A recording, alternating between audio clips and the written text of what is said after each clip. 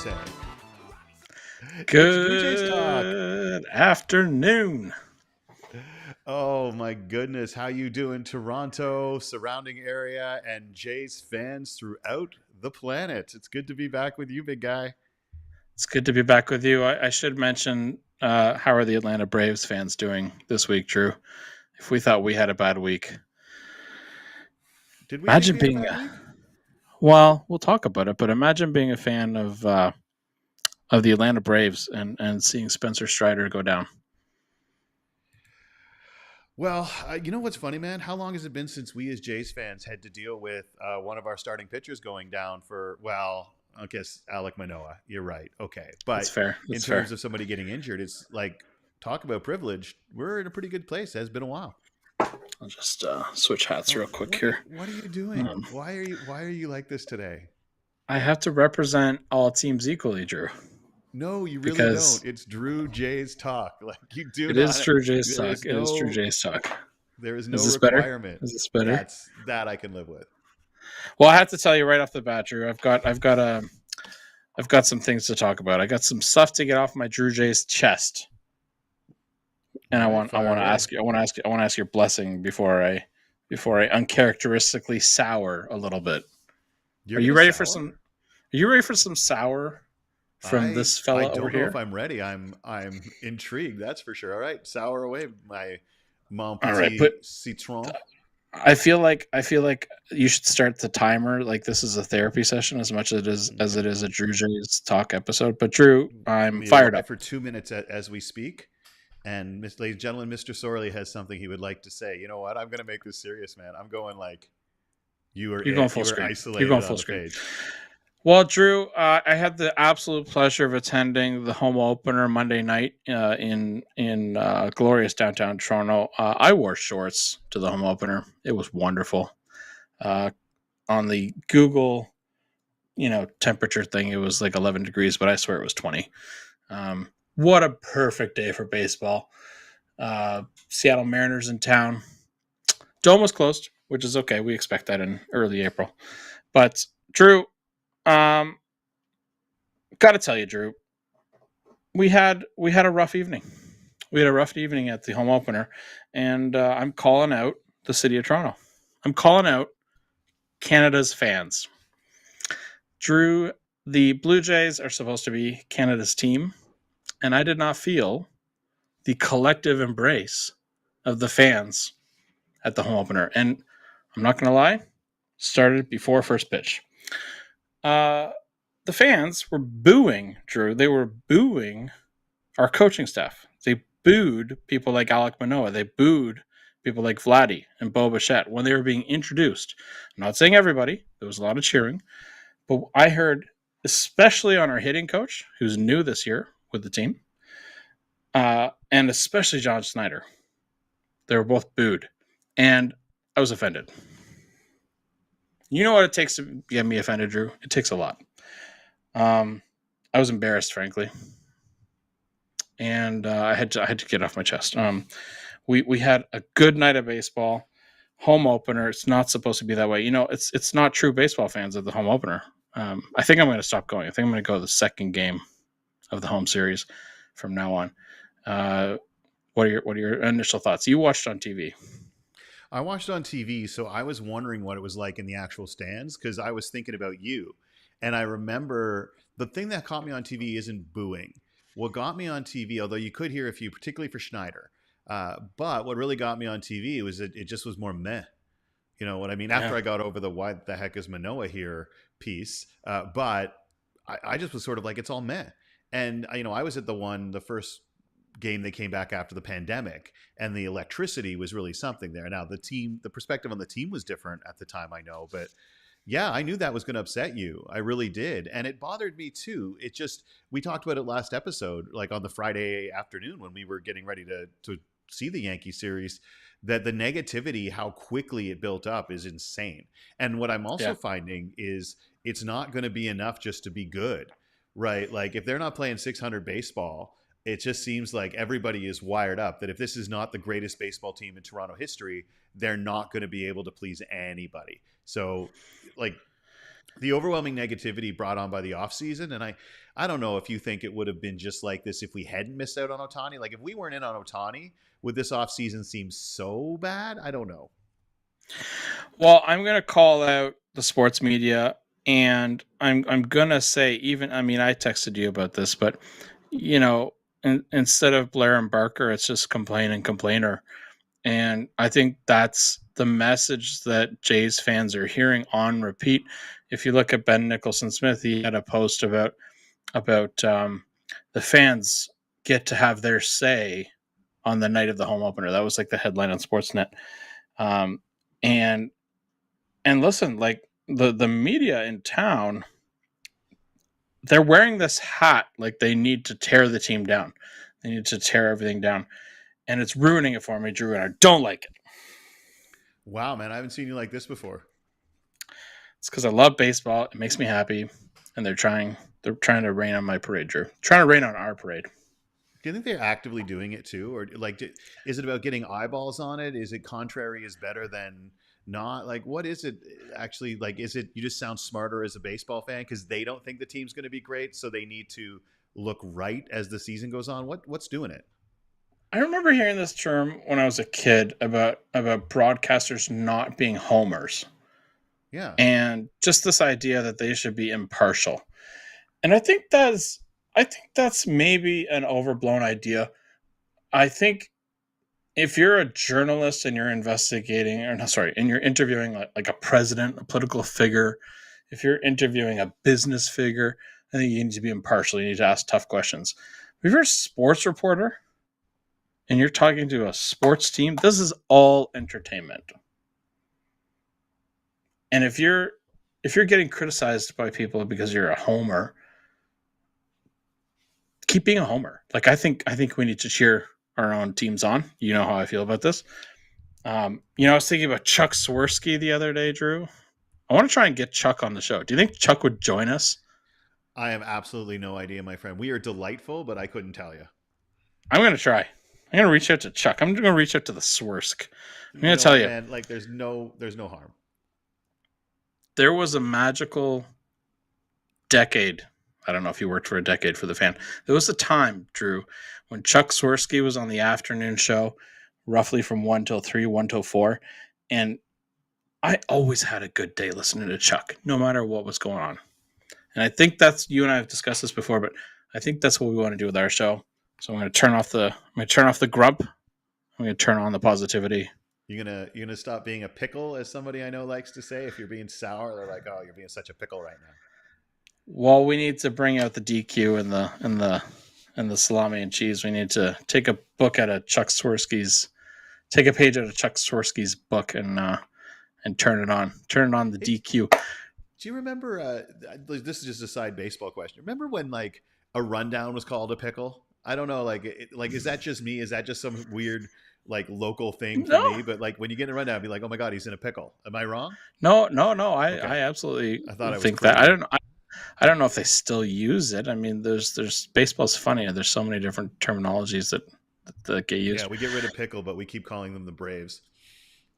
So Cal Raleigh, from your I don't think they're our nemesis. Are the Mariners our nemesis, Drew? I wouldn't say they're a nemesis. They're the colors. It's really hard to feel like somebody's your enemy when they wear teal. I honestly feel like it. So speaking of teal, yeah. The Philadelphia Phillies' new City Connect jersey is very hilariously teal. Yeah.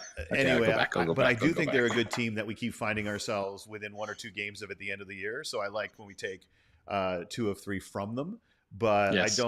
I don't see them as our nemesis. But go on, Cal Raleigh, who's on the Snuggle Nuggets, my fantasy team, but he was on the bench for the last several days because if you're playing the Jays, you get benched.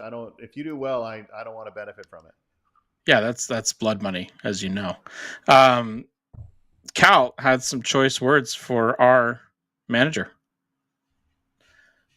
Let's see the Tim and Greg show. Greg, hey, is that Greg? Pickle, I think. Yeah. He says it's from San Luis. Yeah. Cal Raleigh says that a lot of people in the major leagues of baseball have beef with John Schneider. I want people to have beef with our manager. I want them to find it difficult to play against the Toronto Blue Jays. Now, do I want them to have extra motivation and get a home run in the 10th?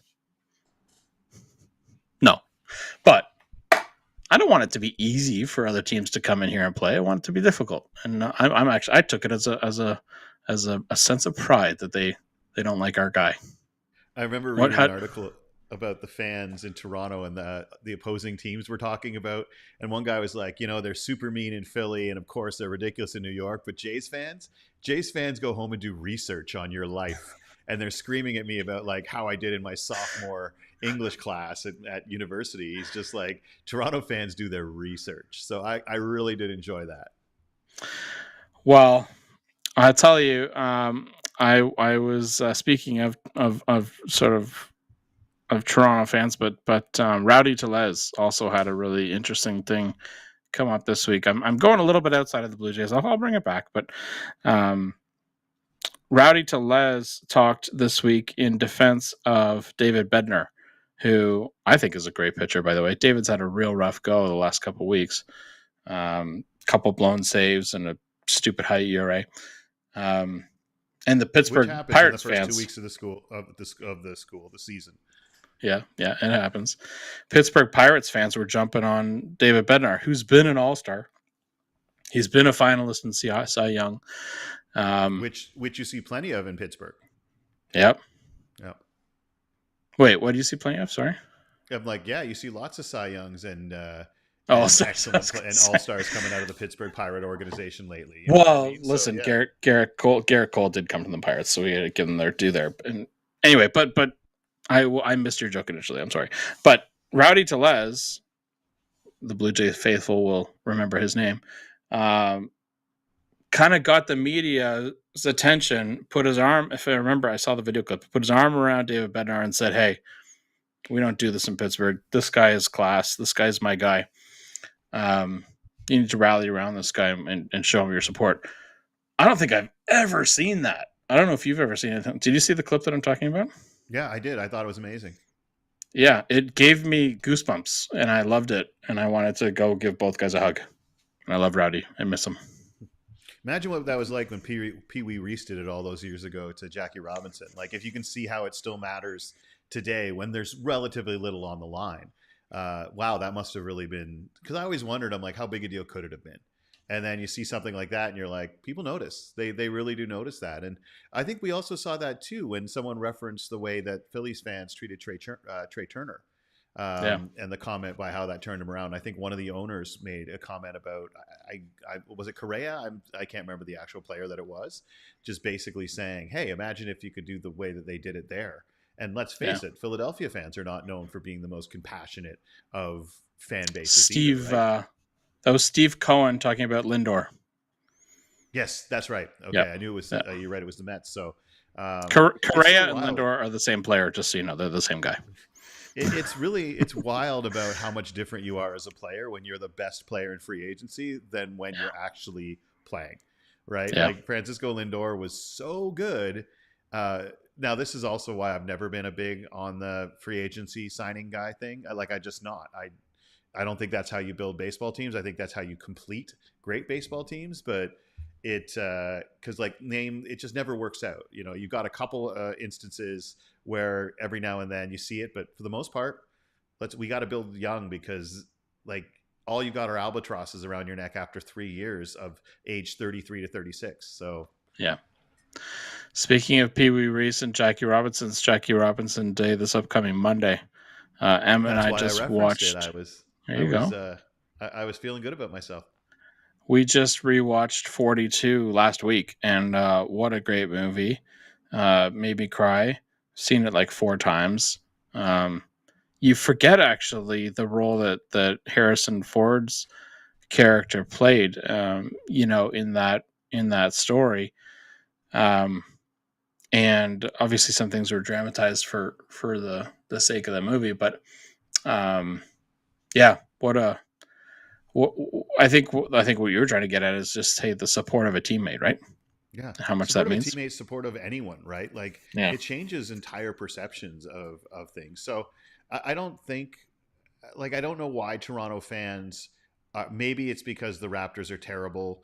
Maybe it's because the Leafs are, never emerged as where they were supposed to go. So maybe the Jays, who were kind of like not seen as at the same level as the Leafs, maybe there's like a little grief going on in Toronto sports because we were supposed to have this golden age of Stanley Cups. We were supposed to have this golden age of Vladdy and Bo at the core of a young dynamic team. And, I can see why when you watch Clement, Schneider, and Kiermaier walk to the plate, 3 batters in a row, you can go be like, oh, maybe this is worse than I thought after the offseason. But at the same time, maybe Ernie Clement really is that good a baseball player.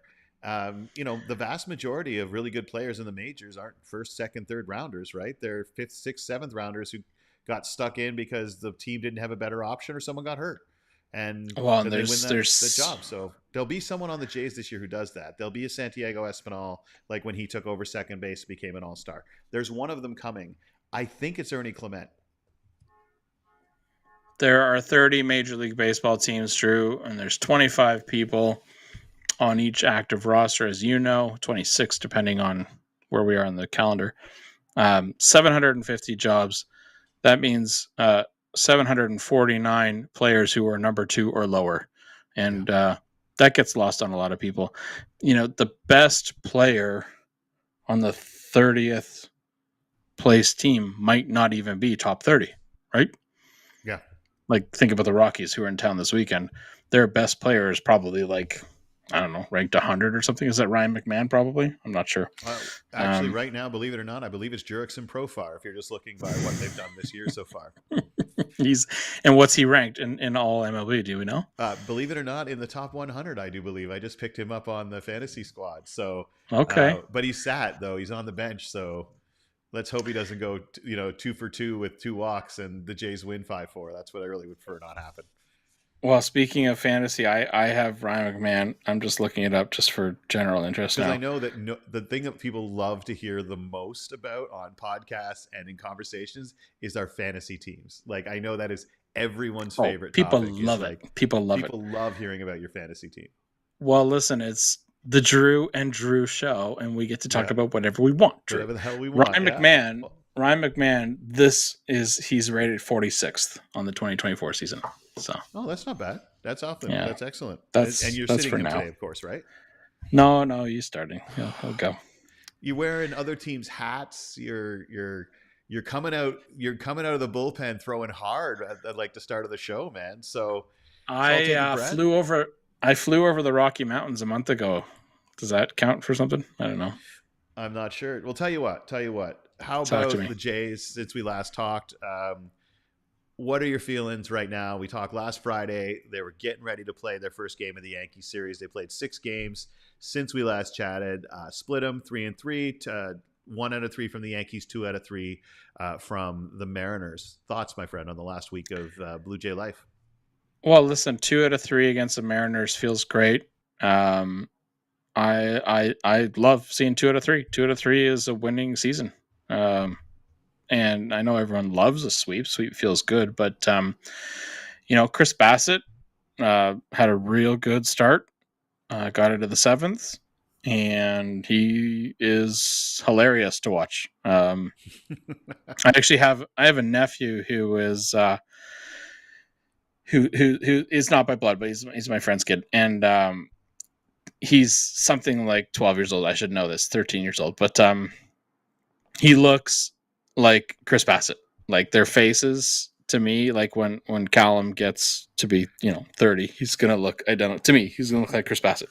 It's very funny how my brain works. But look, Barrios, what a stud on the home opener. And yeah, where we sat, by the way, in the glorious new, we didn't even talk about this.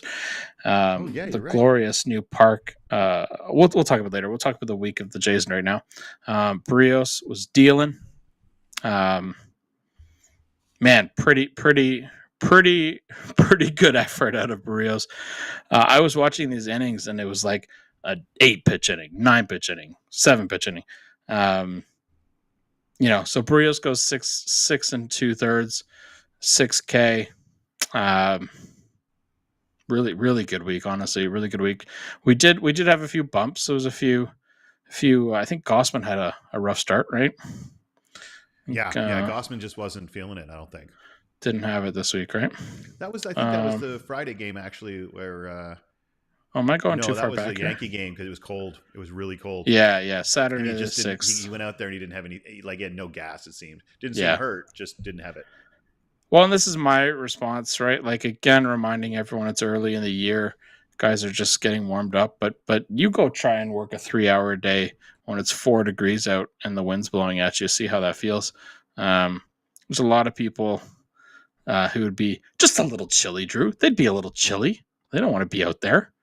So let's not pile on the Goss man, who I love, big Gossman fan. Vladdy hitting his second furthest professional home run in terms of distance this week. That was pretty cool.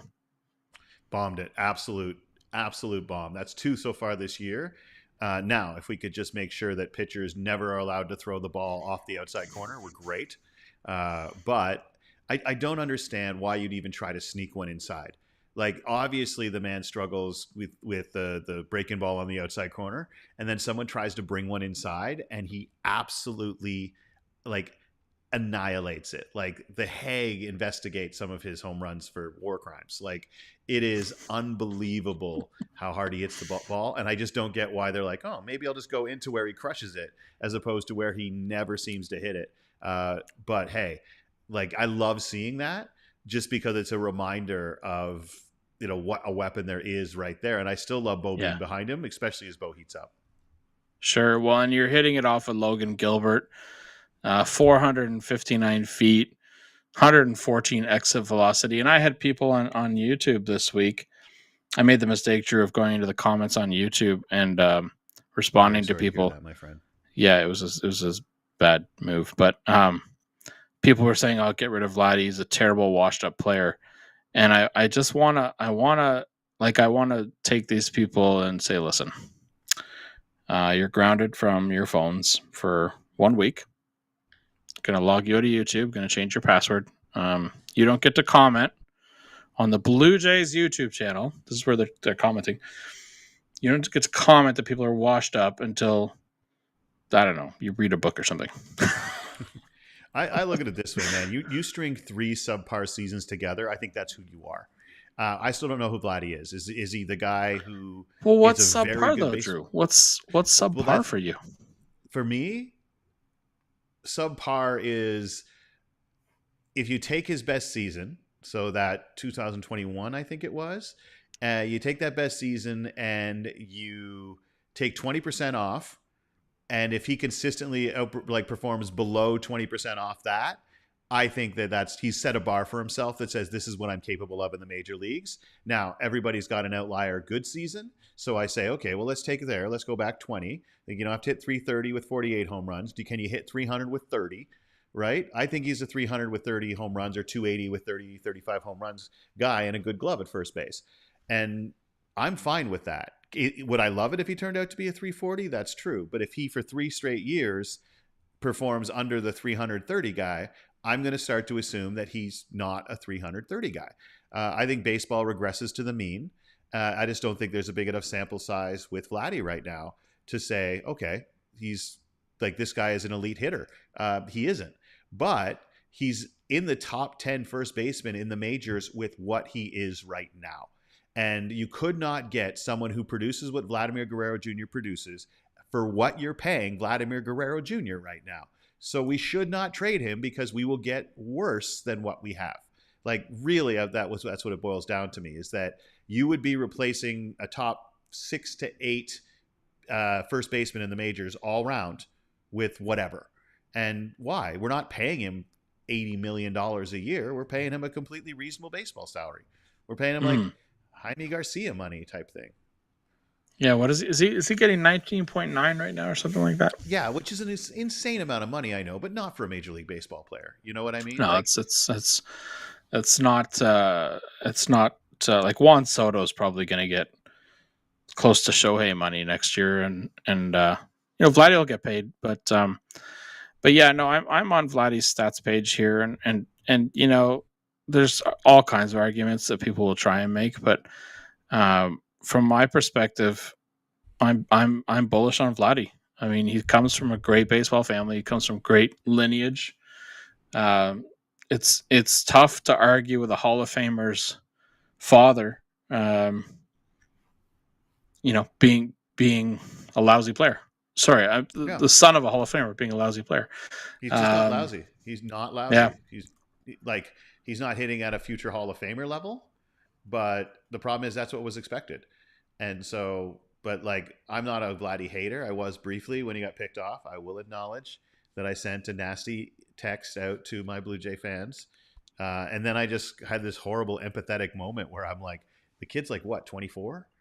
Like, and like, he's about to just go through the ringer from a whole bunch of old guys who could never play the game that they love half as well as he could.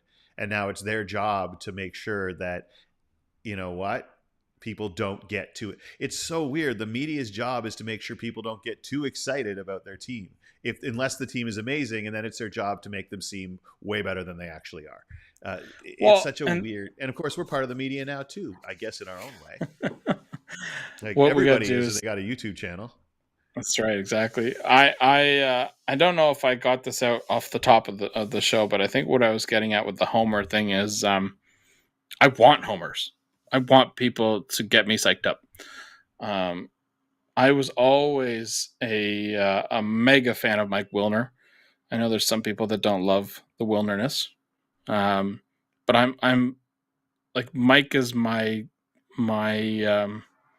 baseball encyclopedia. He was the guy that taught me about the game. Listening to Blue Jays talk. That's hilarious. Out there's a young kid saying everything I knew about the Blue Jays I learned from those Drews, from those knuckleheads. I mean, Mike's been in the Blue Jays realm for 35 years, and like it or not, the voices on the radio, Dan Shulman, Buck Martinez, these are guys who are shaping your knowledge of the game, and you can't help but be inspired or shaped by them.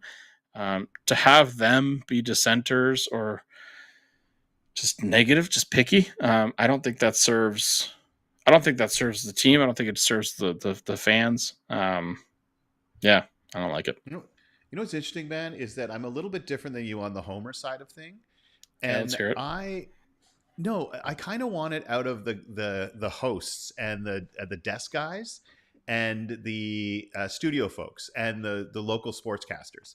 I kind of never wanted it with the commentators. I wanted the commentators to love the game, and I always wanted the commentators to recognize the importance of an emotional moment, right? But I never wanted my commentator to say we. I always liked it when the commentator said the Blue Jays, like, it's why I love Jerry Howarth, right? But like, you listen to his call of the Batista home run, that's a Jays fan. You know what I mean? Yeah. Like, that is clearly a Jays fan.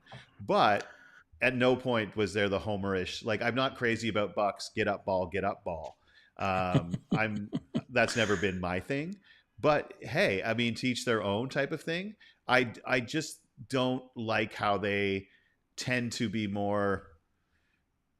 They tend to sort of take on what they think is the aura of the fan instead of shaping it. They take on what they think the fan should think and then make them think it. So it's tough, right? Like, I got to admit it. Sportsnet's weird because Rogers owns it, right? And so they have a vested interest in making people think good things about the team. But obviously you're not going to have the owners interfering in that way. But it's interesting to watch the media that's assigned to make you excited about the team actively keep you from doing so. Because you said it's ruining it for me.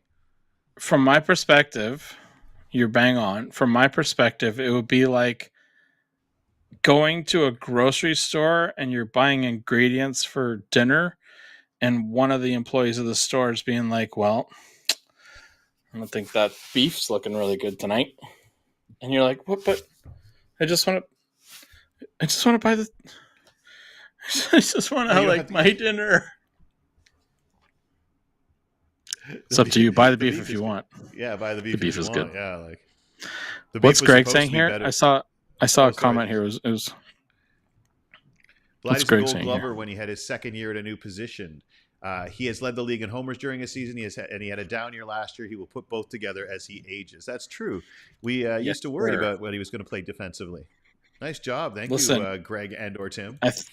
I think it's Greg, right? Greg Stewart. Yeah, it's usually Greg, out in the Winnipeg there. Hey, boy, with the black thighs the size of a baseball there. That's a Newfoundland. I don't know why I was doing that. Greg, I wasn't going to say it, man. I was like, Minnesota had a one night stand with Newfie. I'm not sure.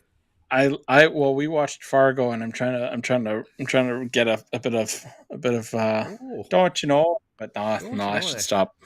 You gotta stop. We should have Greg on the show. They have a show of their own, and I think didn't you do something with their show? Yeah, I actually went the last 2 weeks.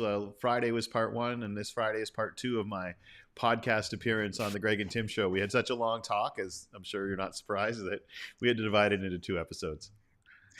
So that sounds great, Greg. And Greg, thanks for hanging out with us. I got to talk about the stadium. So,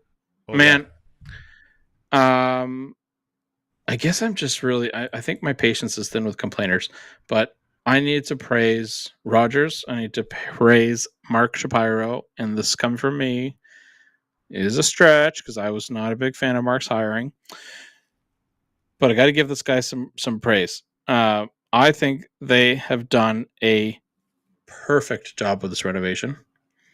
I think they have done more than any fan could ask for. I feel that they have included people. I'm so blown away with the attention to detail, with inclusivity for people who are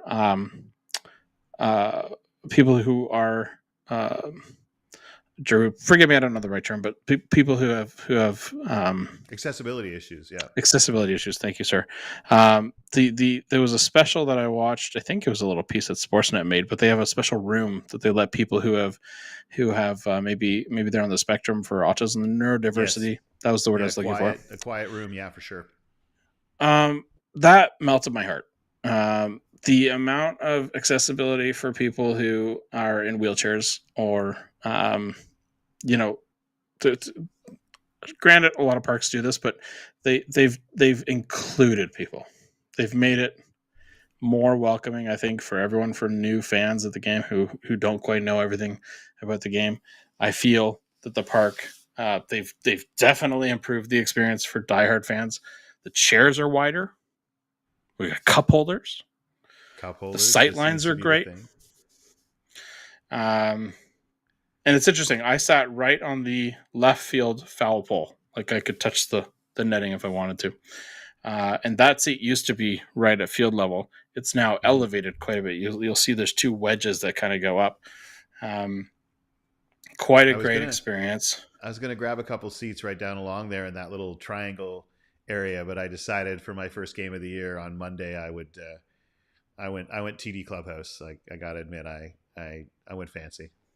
As you should. You deserve it. Folks, I'm sure the lower bowl is awesome, but the TD Clubhouse is always going to be my way to go, man. Oh, Drew, you're not wrong. And at some point, we're going to need to go on a research mission. Maybe we'll get media passes. Speaking of, we're part of the media now. That's true. Because they have a new, even sort of nicer spot in the 300 level. And there's some corporate sponsor behind it. I forget what it is. I believe it's the Ticketmaster Lounge. Is it the Ticketmaster? Okay, thank you. Yeah, about $450 to $500 a pop. Yeah. We're gonna need to get in the action seats. We're gonna need to get someone to sponsor that so we can go and report back to you, fine people. Like Bro Dude Energy brings you Drew J Talk. Drew J Talk. Can you tell that in another life I wanted to be a voiceover actor or I could see it. I could see it in this life. I wanted to be a play-by-play guy. I would set up Earl Weaver baseball on my computer, like the old laptop PC with a 3.5-inch floppy disks, and I'd just play the game with like computer against computer, and I'd call the game just on my old, and this is a term, I'm not even going to use the term anymore, my blaster. It was awesome. I've always wanted to do that. So every now and then, if you're listening, folks, you'll just hear me go into the voice that I never had the chance to use. I would like to hear more of that voice from Drew. So could you answer the phone like that? Yeah. Oh yeah. welcome. This is Drew Dudley speaking. I think I do. Apparently, I have like a phone voice. I've had my friends in my, I had my friends sort of making fun of me for it. Like I'll just be chatting with them normally, and the phone line's like, Drew Dudley speaking. How may I help you? All right. So here's my question for you. I know you played in MLB The Show, and I know that we all can watch television now with the square strike zone up right on the screen. We had Angel Hernandez calling balls and strikes, so I started thinking about this, and it's tied to something about the Jays hitting. So, how are you in terms of a ball strike guy? Is it a strike if it touches the square? Is it a strike if at least half touches the square? Does it have to be more than half inside the strike zone? What is a strike to you? Because I've had plenty of people argue, and you see the guys on TV like, oh, it nicked the outside. But I'm like, the entire baseball was outside except for like 3% touched it. But they're like, no, it touched the zone. What is your belief on what a strike is, considering now that we all get to see the square? So where does the ball have to be in relation to the square to be a strike in Andrew Sorley world? Okay, well, by definition, it's really got to be knees, right? The top of your knees to the letters on your chest. Left to right is the plate. That's sort of a given. Well, I mean, if you're watching the game and you can see the square, when the ball hits it and the little circle appears, how much in the zone does it have to be for you to be like, I think that's a strike? So you're not going to like my answer. My answer is I don't actually care what the box says. My answer is the umpire's definition of what happened, because I love the human element of baseball. From my perspective, I do not care about where it hits in the box. It's interesting.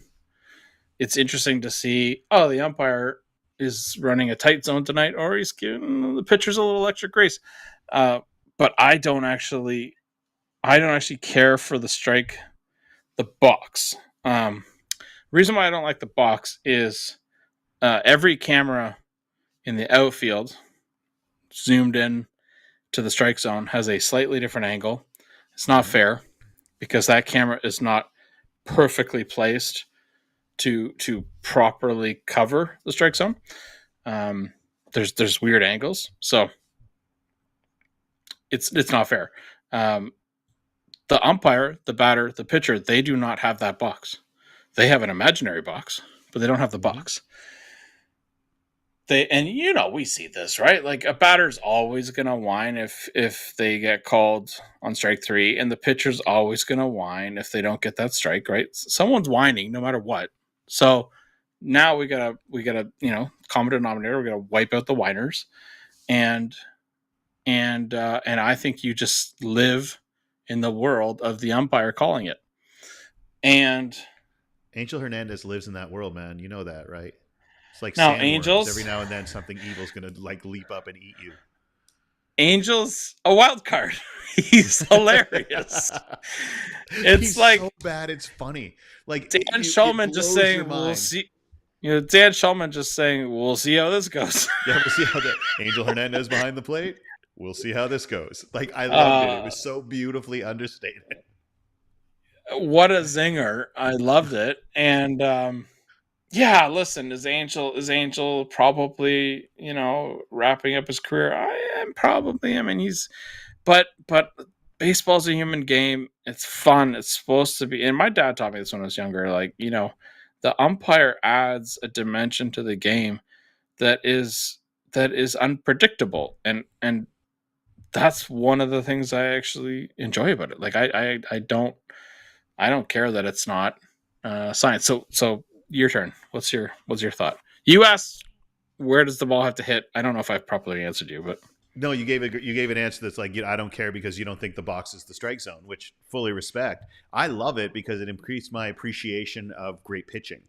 Like I love it when that ball like paints the bottom corner of the box, and I don't know if it's computerized, adjusted for the angle of the camera or what, right? Whether that's because I know the box changes based on the batter that's at the plate. But see, I believe that the ball has to be half or more inside the zone for it to be considered a strike. So these ones that the Jays have been getting, and I think they've been getting burned on, where it just nicks the corner like the tiny little bit, no, that's not a strike to me. more than half the ball, and I'll even take half of it, right? If it's painted on the corner, I'll take half of it. But the reason I asked is because I've been watching the batters, obviously, and there's, it was better the last 6 days, right? Like, I'll say this about the last week of Jays baseball: it hasn't been that exciting. Like, I hate to say it, like, it's been kind of boring baseball. Like, none of the games have been all that exciting. The comeback against the Yankees was pretty cool, but I think we all still have this thing in our head that goes, they can't hit, and now that's making us warped on when we watch if they do. So it wasn't particularly exciting. You have to tune into Drew Jays talk a little more than Drew. Yeah, but and look, I'm not like, me. I still love the Jays. I still think we should be positive because look, they started the game with the season 10 games on the road. 10 games on the road against 3 good teams, all right, 2 playoff teams and one that is always 2 playoff teams at least. Then they go home. Like, we haven't hit. We've been missing 2 huge arms out of the back of the bullpen.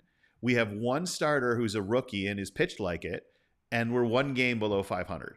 And that's after most of our games being on the road. So people could be like, well, 500 is not going to get you in the playoffs. No, neither is the first 2 weeks of the season. Although, yes, if you miss by a game, you could just as easily not count the game in September. You can count the game that they blew in April too, like, without a doubt. But I think that ultimately baseball regresses to the mean. And last year it didn't. How hard they were hitting the ball didn't matter. Their batting average didn't matter. The fact that statistically everyone should not hit with runners in scoring position all that poorly all year long. If that's the case, if they're not hitting, they only have 4 decent starting pitchers at present, and they started most of it on the road, and we're 1 game up below 500, that is not something to be negative about. Because imagine if they actually hit like a Major League Baseball team, right? Yes, the pitching will probably regress back too. Yeah, I wanted to make a point that Mike Wilner actually made on his show that I was listening to. Not at the Letters. What's his thing called? Deep Left Field with the Toronto Star. Mike made a point that, hey, listen, the first 10 games of the year were with the top 5 teams in the league: Tampa, Houston, and New York. Seattle's kind of middle of the pack, and then of course we have a tantalizing Colorado Rockies. Yeah. But Colorado still might pull one out because the worst teams in baseball still win 1 out of 3 games. That's just every team's going to win 54. Every team's going to lose 54. It's what you do with the other 54 that determines your success. There you go, sir. So the fact of the matter is that I was not. When you're getting these, we win 8-2 and everyone's like, and then we lose 2-8, and it's like, we should blow this team up. And then you lose again, but then you win, and then you lose, and then you win, right? It's just like an emotional road. It was the first 2 weeks was a tough opening, but Saturday the 6th in New York, that was a nail biter. That was 8. We lost 8-9. We lost 9-8. I'm just looking at the recaps here.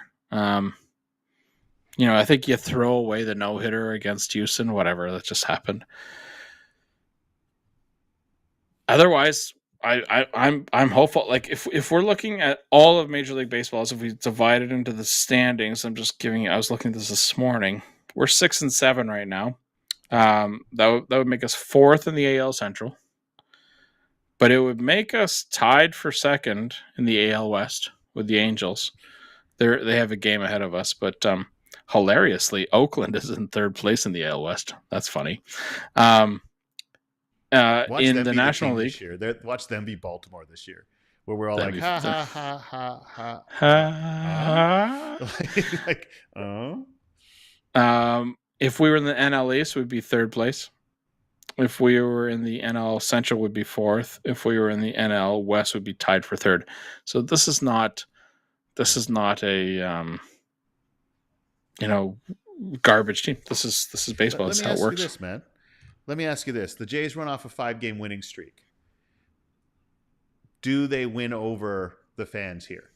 All right, let's say, and I'm not saying it's likely. I'm not like being a super homer. Let's say that obviously the Rockies are not the world's strongest team, but let's say they sweep out the rest of their homestand. Let's say they take 5 in a row. All right, they don't lose between now and the next Drew Jays talk. Is Okay. that enough to make people get excited about this team? Does that change it? Is that all that was standing between Toronto Blue Jays fandom and the Toronto Blue Jays and them embracing one another right now? Is it just a 6-game or 5 or 6-game win streak, or is this going to be the thing this year? Do they have to play 600, 650 baseball to win people over? What do you think? Okay, there's a couple things here. Thing number one is, are they ever going to win over the Toronto collective? And the answer to that is no. Because the Toronto Sports Collective, brace yourself, Drew, are unintelligent. I went there. There goes anyone coming on our show. Yeah, no, listen, I'm talking about the mass. I'm not talking about individuals. There are smart sports fans out there, but the majority of Jays fans, Drew, you know this, they don't care. The people who are buying tickets for the 500 level, maybe their families, and I love that. Great, bring them to a ball game. But it's people who go to one game every 4 years, and they didn't see 5 home runs, so they think it was a terrible day. Or these are fans who are mostly hockey fans. They don't know how baseball works, and they just came over to the Jays just because. These are not baseball fans. So do we want the Jays to be entertaining for everyone? Yes, we do. Remember I said earlier, we want them to be inclusive and everything. That's great. I love that. But are they going to win over the fans? Well, no, because the fans have to do some work too. The fans have to cheer the team when they're up and when they're down. So, good question. What do they have to do to win the fans? The Texas Rangers won the World Series last year. Texas Rangers have had a rough couple of weeks. They are, well, actually, they're first place, so take that back. But they're 7-6, by the way. They've lost 6 of the first 13 games. I remember reading, like I have Jose Leclerc on my team, the closer from the Rangers. He's blown at least one, if not a couple saves. I remember people saying the sky's falling in Texas. So the fans might be the same everywhere, Drew. Maybe I have this romantic idea that every other sports city has amazing fans and we're stuck with a bunch of dopeheads. But, I think about the St. Louis Cardinals. I definitely think about the Yankees. I think about what other sports cities do you think just have killer fans? Because I don't think the Red Sox have that sort of killer fan base. They're tough on their teams, but they know their stuff in Philadelphia. Yeah. Right? I think maybe I'm being too hard on the Jays fans. If you're a Tampa Bay Rays fan, but you're not driving the 45 minutes to go to the game, from the nearest town, right? Maybe our fan base is better than I give it credit for, but I'm just salty, Drew. I'm salty. You are a little salty tonight, man. You really are. Oh, I never got to my point I was going to tell you. Oh, sorry. The reason I asked about the strikes, man, is because I thought the Jays are having really good at-bats, and guys like Biggio and Kirk are getting rung up on some at-bats on pitches that are off the plate. And so we're always looking for positives on the show. And sorry to go back to this, but my ADHD will mean I will forget it. But I was like, man, Kirky's had about 5 pitches called above the strike zone on him. And that changes everything, right? It changes the whole nature of the at-bat. It's often been on the first pitch of the at-bat. But I thought that Biggio, I thought that Kirky, I thought that Justin Turner, that what we're seeing actually is really good plate discipline sometimes that's not being rewarded. And I did notice that that's a thing. And the umpires seem a little rough to start the year. I'll be honest with you. Well, I'm just going to go back to my previous point, which is I'd like to acknowledge Alex Anthopoulos and all the work he did on the Jays, and I would like to have a moment of silence for Spencer Strider, Shane Bieber too. Wow, that happened since the last time we spoke. All kinds of injuries. Tough year for baseball. Do you think it's the pitch clock? Garrett Cole doesn't. Garrett Cole came out, and you know how I feel about Garrett. Garrett wasn't pleased with MLB's response, so MLB said it's not the pitch clock, guys. It's because you're throwing too much velocity and too much spin on these balls. I think pretty firmly I was against the pitch clock last year. I think I still am, because I like things to happen when they happen. But I'm in no position to offer medical advice. Let's just be clear about that. So all I'm doing is going on a hunch. I do not think the pitch clock is putting additional strain on these guys. That to me, that sounds like a I don't know what the term is. What's the term for like just a misdirection? Like it's not Red herring. Sure, red herring. I don't think the pitch clock is to blame. I do think humans haven't changed that much in 20 years, 30 years. Obviously, Nolan Ryan would hit 100 every once in a while on the gun. But I remember, was it Brandon League? I remember Brandon League. Yeah. Oh my God. So Brandon League, he would throw 100, like not 101. He would hit 100. But speaking of strike zone, sometimes the ball would go here, and sometimes he had no control. So I remember hearing, I don't think it was Pete Walker back then. I think it was a different pitching coach, but I remember hearing them say, "Hey, you got to take the gas off here. You got to focus on control." And then as soon as they took a gas off, people were taking them deep all the time. Yeah. I remember specifically in the last, let's call it 8 years. I don't know. All of a sudden, a couple of guys can throw 100. You're starting to see 101s, 102s, 103s, and then Diaz over in the Mets is throwing 104 consistently, blows his arm up. Yeah. I don't actually know. Garrett Cole hits high 90s. I don't think Garrett Cole breaks 100, but Hunter Green breaks 100 all the time. Verlander. And Hunter, who is that? Verlander could crank it up regularly too. Yeah. Yeah. And now I forget which pitcher it is right now, is averaging 99.7 on his fastballs. Is that Hunter Green, or is that maybe you might be right there? Like that's the number one. I saw it because they were talking. Whoever was pitching the other day was the third for for Houston. So I saw who was first. I forget who it was though. Yeah. We were watching the same thing.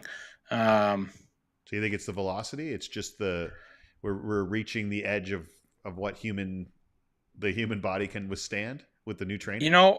This is a good segue. I'm gonna next week I'm gonna try and see if I can bring a special guest on our show. Okay. I don't want to mention it in case we can't get him, but we got to dive into this a little bit with someone who knows what they're talking about. I like that. I'm happy to table till next time around. I'm curious if I don't like the pitch clock, I want it to go away, but I want it to go away for a good reason. I don't want it to go away because they're blaming it on injuries, and then that turns out to be not true, and then the pitch clock comes back because they're like, it wasn't the pitch clock all along. We can have it. I'd rather pitch clock go away because whatever, blah, blah, blah. I love the pitch clock, Andrew. I love the pitch clock. I love all the new rules. I love the Ghost Runner. I do love the Ghost Runner for life. All right. Like, speaking of, we have a comment. We have another comment from Greg we didn't get to, which is Yariel Rodriguez. He's on the team tonight. Yes. So let's put back up there for you. So he's going to be on duty tonight.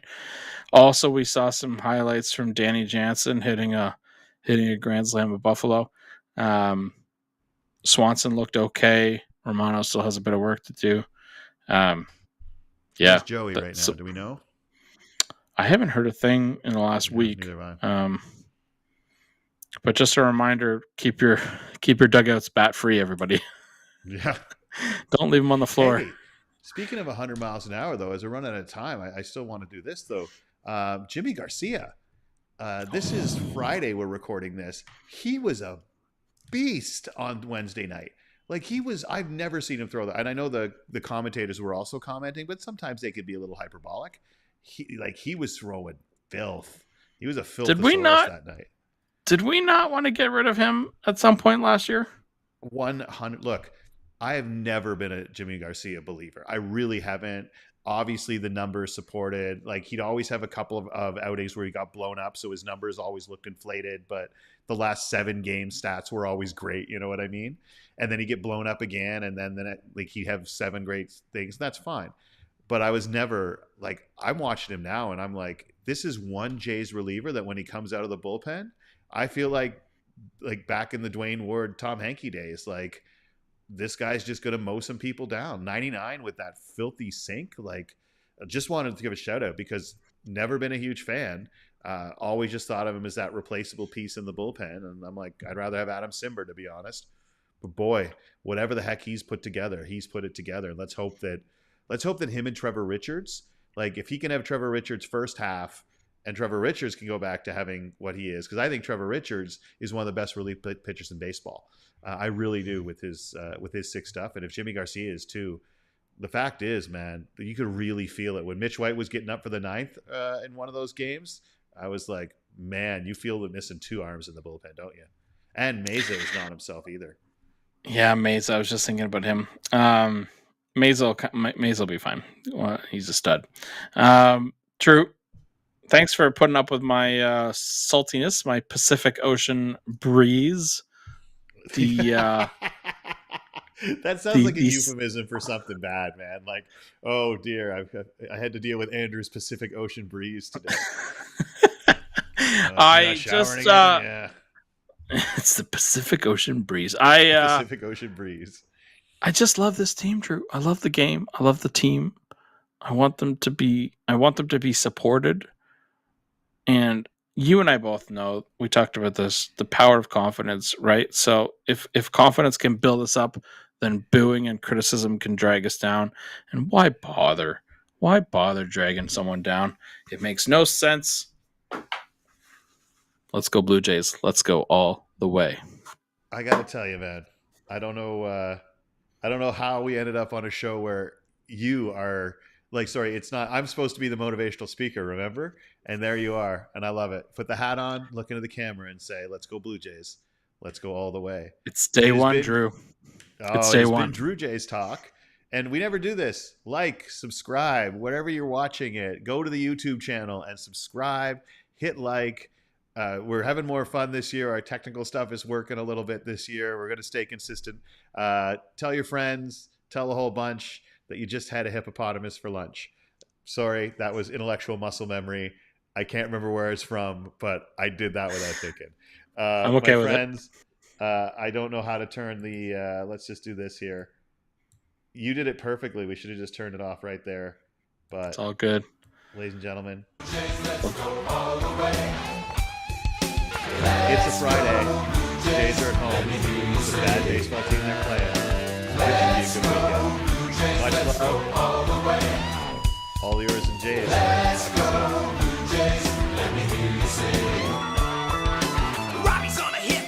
Oh my God, there's a rap. Jays are on the move. Marty's on a hit streak. Stewie's got the heat like a rocket player.